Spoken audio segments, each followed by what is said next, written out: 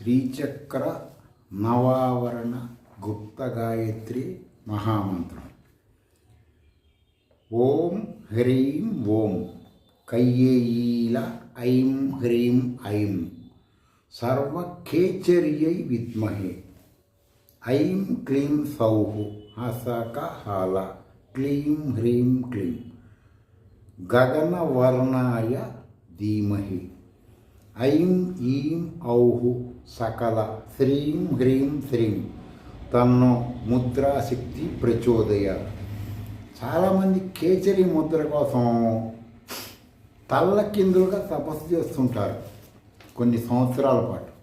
ఈ మంత్రం వచ్చేసి కేచరి దేవత అనబడే శక్తి రూపానికి సంబంధించింది. మీలో ఉన్న కేచరి ముద్ర మీరు వేయాలంటే ఈ మంత్రం పోచనం చేస్తే అయిపోతుంది, దానికోసం పరిగెత్తక్కర్లేదు.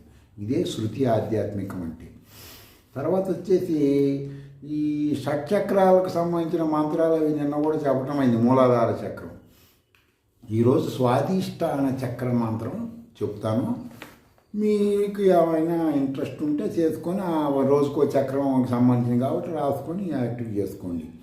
ఐం హ్రీం శ్రీం హౌం సౌం ఐం క్లీం సౌః శ్రీం హంసః హ్రీం కాం సోహం స్వాధిష్టాన దేవత కాకిని యుక్త బ్రహ్మస్వరూపిణ్యంబ శ్రీపాదుకం నమః.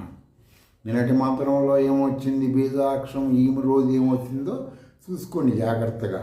ఇది స్వాధిష్టాన చక్రానికి సంబంధించింది. సపోజ్ ఎవరైనా ఆడవాళ్ళు ఈ మంత్రం కనుక లలితా సహస్రనామంతో పాటు చేస్తే స్వాధిష్టాన చక్రం యాక్టివేషన్ బాగా అవుతుంది. స్వాధిష్టాన చక్రం అంటే యోగరత్నావళి ఉపనిషత్తు ప్రామాణికముగా తల్లికి సంబంధించిన కర్మ స్త్రీకి అక్కడ ఉంటుంది. తల్లి అంటే పాలు తాగితే తల్లి నుంచి వచ్చే కర్మ. ఎప్పుడైనా ఒకటి గుర్తుపెట్టుకోండి, తల్లిదండ్రుల నుంచి వాళ్ళ పూర్వజన్మ కర్మ ఇప్పుడున్న వాళ్ళకి రాదు. ఎవరు చెప్పినా నమ్మద్దు, శృతి విరుద్ధం. తల్లిదండ్రుల కర్మ ఎప్పుడు వస్తుంది? వాళ్ళు కొన్ని అనారోగ్యాలు, కొన్ని ఆర్థికమైనవంటే అవి వస్తాయి. అంతేగాని వాడు గత జన్మలో వాడు చేసి నీకు రాదు. నీ కర్మానుభవం నువ్వు పుట్టావు, వాడి కర్మ వాడు పుట్టాడు. పెట్టుకున్న పేర్లు తండ్రి కొడుకు అని మీ రిలేషన్ అంతవరకే. శృతులు అవి ఒప్పుకోవు. పురాణాల ప్రామాణికంగా కొన్ని కారణాలతో అవి చెబుతారు ముక్కు తాడేయటానికి. ఇవన్నీ ఆలోచించి